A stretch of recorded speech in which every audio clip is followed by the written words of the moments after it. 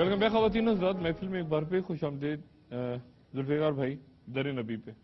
جی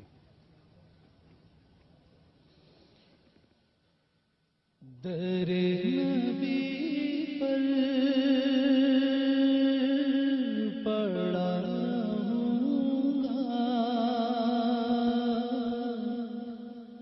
پڑے گی رہنے سے کام ہوگا. در نبی پر پڑا رہوں گا، پڑے گی رہنے سے کام ہوگا.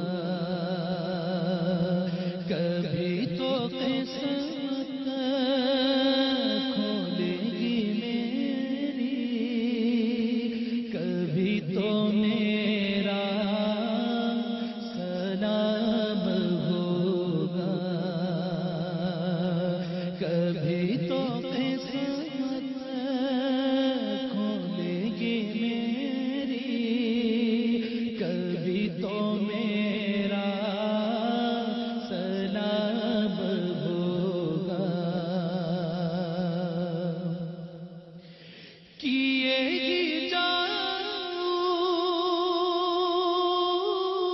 گا عرض مطلب، ملے گا جب تک نہ دل کا مطلب.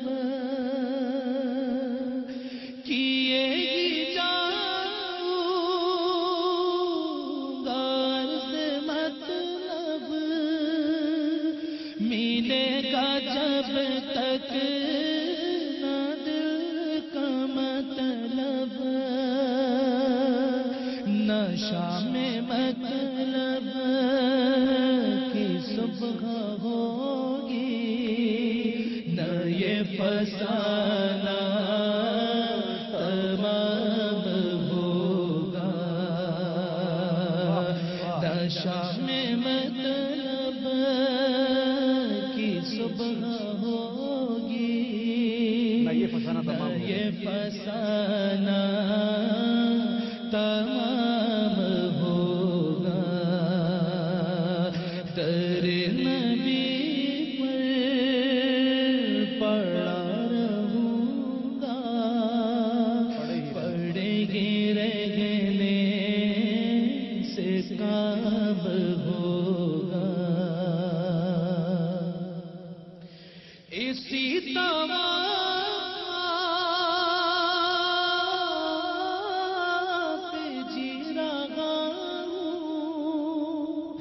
یہی تمنا جلا رہی ہے، اسی طرح پہ جی رہا ہوں، یہی تمنا جلا رہی ہے. نگاہ کرم نہ ہوگی تو مجھ کو جینا حرام ہوگا. نگاہ کرم نہ ہوگی تو مجھ کو جینا حرام ہوگا. خلاف معشوق کچھ ہوا ہے، نہ کوئی عاشق سے کام ہوگا. خلاف معشوق کچھ ہوا ہے، نہ کوئی عاشق سے کام ہوگا. خدا بھی ہوگا ادھر ہی یہ دل جدھر وہ علی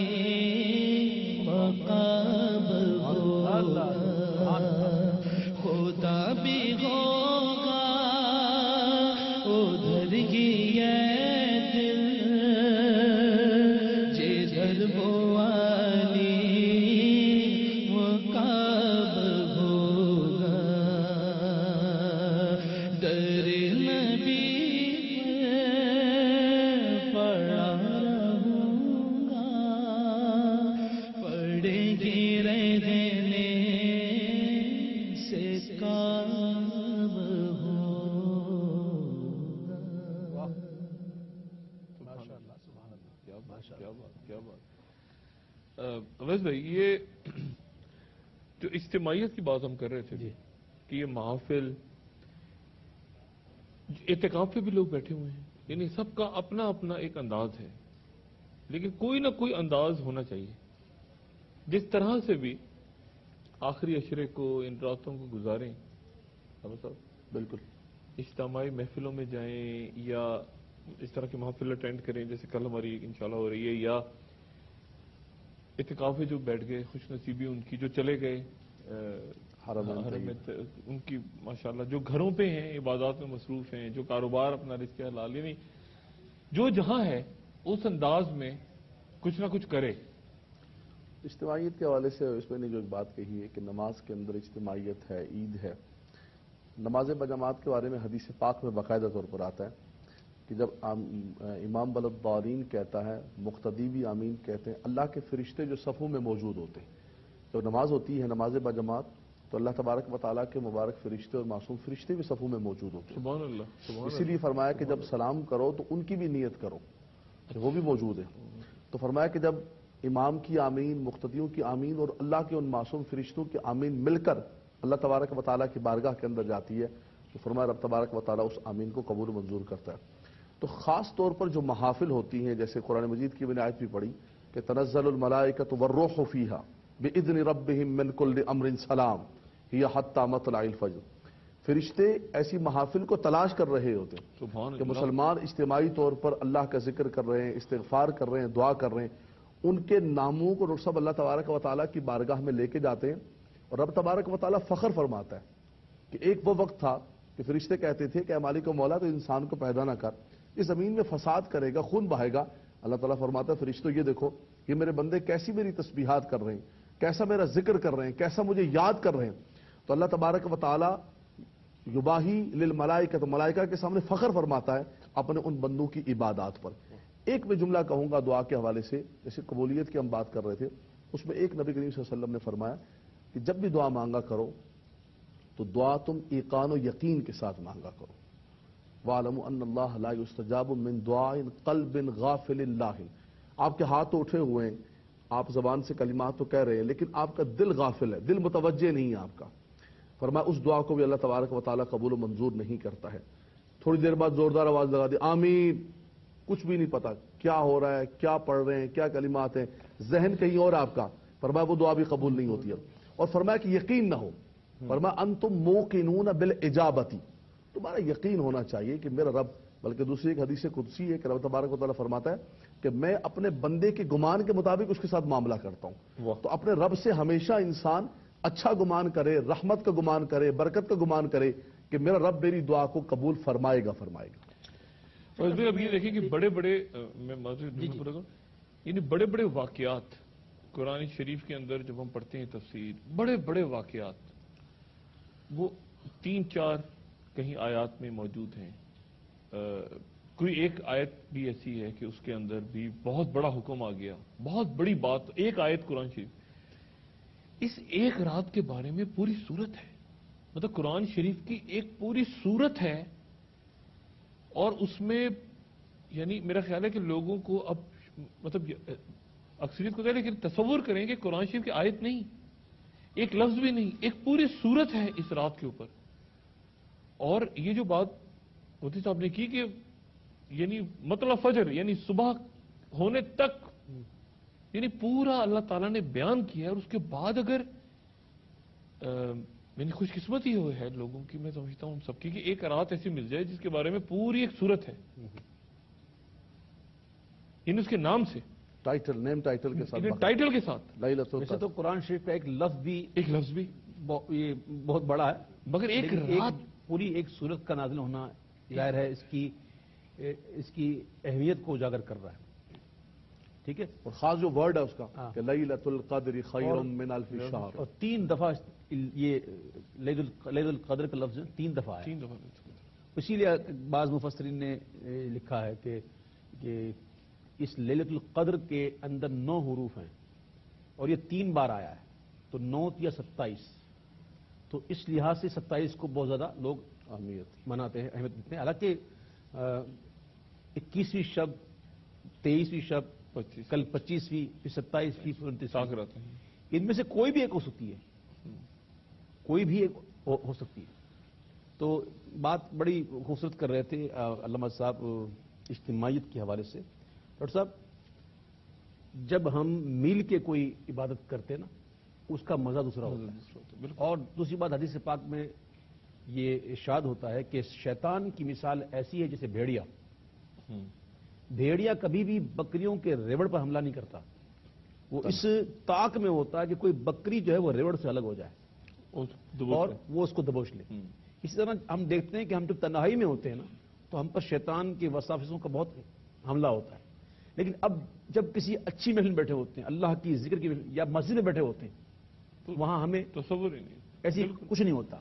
تو شیطان بھی ایسی معاملوں میں آنے سے ڈرتا ہے. اچھا، یہ اس بھی قرآن شریف کا جو بیان ہے عزیز صاحب، یہ مجھے بتائیں، اس میں کئی جگہ پہ یعنی قرآن کے بیان کا آپ ایک اپنا قرآن شریف کا جو اسلوب ہے اور بیان ہے، یعنی اللہ تعالیٰ فرما رہے ہیں وہ مادرا کا مال لیلۃ القدر. جی ہاں. مطلب پوچھ، یعنی اے مخاطب، اے سامع، اے قاری، تمہیں کیا پتا لیلۃ تمہیں کیا القدر؟ پتا؟ یعنی یہ اس کی اہمیت کو اور زیادہ کہ یہ تو معمولی رات نہیں ہے. فرمایا ایک تو قرآن مجید فرقان حمید کا نزول اس رات کے اندر ہوا. قرآن مجید اور سب دو طرح سے نازل ہوا. ایک تو نبی کریم صلی اللہ علیہ وسلم کے سینہ اطہر پر 23 سال کے عرصے کے اندر، ایک آسمان دنیا پر یک بارگی نازل ہوا، وہ اس رات کے اندر. پھر نزول کا آغاز بھی جو ہے اس رات کے اندر. تو فرمایا انا انزلناہ فی لیلۃ القدر وما ادراک ما لیلۃ القدر. یہ جو انداز ہے، تمہیں کیا پتا ہے سامع، اے مخاطب؟ بالکل. نبی کریم صلی اللہ علیہ وسلم کو تو بہت پتا تھا، ان کو تو ہر چیز کا پتا تھا. یہ سامع اور مخاطب کو کر کے کہا ہے. تو اس کے اندر بہت بڑی اہمیت اور بہت بڑی چیز کو واضح کیا اور جا رہا ہے. اسٹریس ہوگا اس پہ کہ تمہیں کیا، مطلب یہ جو آیت ہے بیچ میں، بالکل. اس سے فردر اس کی یعنی ایک تو عنوان اور پھر وہ تمہیں کیا پتا کہ کیا ہے لیلۃ القدر. مطلب یہ ایک کمال قرآن شریف کا. اچھا، اس میں جو زیادہ میں نے پڑھا، آپ ظاہر ہے کہ زیادہ تو نہیں پڑھا لیکن تھوڑا بہت، وہ یہ کہ یہ جو بات ہے کہ اس رات میں اتارا گیا قرآن شریف، تو اس کے بارے میں ایک جگہ میں نے یہ کہیں پڑھا تھا کہ کہیں قرآن شریف لوح محفوظ پر، ہاں، دو باتیں ہم سنتے ہیں نا، کہ ایک تو کہ 23 سال میں قرآن شریف اترا، اور ایک بات یہ کہ اس رات میں اتر گیا. جی. تو میں اس پہ کنفیوز. تو ایک جگہ میں نے کہیں پڑھا، آپ سے میں چاہوں گا آپ بھی روشنی ڈالیں، کہ 23 سال میں اترا اور ایک رات میں اترا. اس کے بارے میں ایک جگہ یہ تحریر تھا کہ ایک لوح پہ وہ آ گیا جی اتنے عرصے میں، اور پھر اس رات میں وہ ابھی انہوں نے یعنی اس رات سے ادھر آ گیا. ابھی جواب دیا تھا انہوں نے. اچھا، میں نے یہ عرض کیا. یعنی ایک یہ ہے کہ اللہ تبارک و تعالیٰ نے آسمان دنیا پر لوح محفوظ سے اتارا یک بارگی، ٹھیک ہے، وہ اس رات کے اندر اتارا گیا. اور پھر وہاں سے 23 سال وہاں سے پھر آہستہ آہستہ شان نزول کے مطابق آہستہ آہستہ نبی کریم صلی اللہ علیہ وسلم کے سینہ اطہر پر. لیکن ڈاکٹر صاحب ایک اور چیز میں آپ کو بتاؤں، بخاری شریف کی حدیث پاک ہے، سیدہ فاطمہ الزہرا رضی اللہ تعالیٰ عنہ فرماتی ہے کہ نبی کریم صلی اللہ علیہ وسلم نے، وہ جو مشہور حدیث ہے کہ میرے کان کے اندر ایک بات کہی. تو فرمایا کہ جبریل علیہ السلام ہر سال آتے اور میرے ساتھ قرآن کریم فرقان حمید کا دور کرتے ہیں. اس مرتبہ تشریف لائے تو 2 مرتبہ آ کر قرآن کا دور کیا. اب قرآن کریم کے نزول تو جو ہے الیوم اکملت لکم دینکم واتممت علیکم نعمتی، یہ آخری آیت ہے. لیکن ہر سال جبریل آتے، پورے قرآن کریم فرقان حمید کا دور کرتے ہیں. تو نزول تو ہوتا تھا آہستہ آہستہ شان نزول کے مطابق، لیکن اللہ کے حبیب صلی اللہ علیہ وسلم قرآن کو پہلے بھی جانتے تھے. بلکہ جب نازل ہوتا تو نبی کریم صلی اللہ علیہ وسلم کچھ زبان سے کلمات پڑھنا چاہتے، اللہ تعالیٰ فرمایا لا تحرک بلسانک، ابھی آپ اپنی زبان کو حرکت نہ دیا کریں، یہ آپ نے پڑھنا ہی نہیں. بس جبریل آئیں گے، لے کر آئیں گے، فرمایا اس کو سب کرنا، یہ سب کچھ ہمارا کام ہے. تو وہ یک بارگی، بلکہ اس کے لیے یہ ہمارے اویس میں تھوڑا صرف و ناف سے بھی محبت کرتے. ایک دفعہ ہم ٹرین میں سفر کر رہے تھے، یہ ٹرین میں لے کے بیٹھے ہوتے ایک پرچہ. میں نے کہا کیا لکھ رہے ہو؟ کہا گردانیں لکھ رہا ہوں ماضی کی مضارع کی. تو ان کو شوق سے کم از کم نہیں تو 20 سال پرانی بات، 20 سال پہلے. تو ایک لفظ آتا ہے، ایک باب افعال سے آتا ہے انا انزلنا، یہ جب آتا ہے تو یک بارگی کے لیے آتا ہے. اور ایک باب تفعیل سے آتا ہے نزل ینزل تنزیلا، اے تدریجن، آہستہ آہستہ. تو جب نبی کریم صلی اللہ علیہ وسلم کے سینہ اطہر پر اتارنے کی بات آتی ہے تو نزل ینزل تنزیل کا لفظ آتا ہے، حالانکہ مادہ ایک ہے، حروف اصلی ایک ہے. بالکل ٹھیک. اور انزلنا یک بارگی، یہ اس کے لیے آتا ہے کہ آسمان دنیا پر اتارنا. اور اویس بھائی ایک بات جو بھی ہم نے کی کہ استغفار نعمتوں کی، اس میں آپ سے اس دن پہلے بھی بات ہوئی تھی کہ ہم اپنی دعاؤں میں درود، مطلب درود ایک لازمی حصہ ہے. वो मैंने हदीस पाक पेश की ना सैयदना उमर फारूक रज़ी अल्लाह ताला हाँ, उस दिन भी बात हुई आपने कि फरमाया कि दुआ कबूल होती ही नहीं है बल्कि अद्दुआ मौकूफुन बैन समाई वल अर्द, जी। दुआ आसमान, मुश्कात की हदीस है, फरमाया आसमान और जमीन के दरमियान मुअल्लक रहती है जब तक आका दो जहां सल्लल्लाहु अलैहि वसल्लम की बारगाह में दुरूद सलाम। दरूद शरीफ की तो बरकत है कि अव्वल आखिर दरूद पढ़ लीजिए। बात यह है कि दरूद पाक एक ऐसी दुआ है जो कबूल ही कबूल है। डॉक्टर साहब, दरूद एक ऐसी दुआ है जो हमेशा कबूल है। उबई बिन काब इसके ने पहले, दुआ से पहले वो दरूद और दुआ के आखिर में दरूद। तो ये एक बंदा यूं कहता है कि और मौला, वो जो आपने उस दिन मुझसे बातें कही थी जी। कि जब हम दरूद भेजते हैं तो अल्लाह दरूद भेजता है, मतलब ये एक ऐसी वो भी हम मोहताज है ना अल्लाह से। या अल्लाह तू भेज, हमको तो भेजना भी नहीं आता। ये अल्लाह तू भेज, अल्लाहुम्मा सल्ली अला। वो जो मुस्तकिल दुरूद पाक की वो इसमें बात कर रहे हैं, उबई बिन काब रज़ी अल्लाह ताला साहबी रसूल, अर्ज की रसूल मैं बहुत सारे वज़ाइफ पढ़ता हूँ, कितने पढ़ा करूँ, दुरूद पाक कितना पढ़ा करूँ? उन्होंने फरमाया इनशाअल्लाह जितनी तुम्हारी मर्जी है पढ़ा करो। या रसूलल्लाह मैं इतना वक्त पढ़ा करूँ, आधा वक्त। आखिर में क्या फरमाया, या रसूलल्लाह मैं ऐसा हो जाए कि सारे वज़ाइफ को छोड़कर मैं दुरूद पाक पढ़ता रहूँ। उन्होंने फरमाया अगर तू ऐसा करेगा तो ये तेरे गमों का मदावा बन जाएगा और तेरे गुनाहों का कफारा बन जाएगा। युक्फी हम सारे काम बना का एक वक्फा यहाँ लेते हैं ख़वातीन हज़रात, और वक्फे के बाद दोबारा हाजिर होते हैं।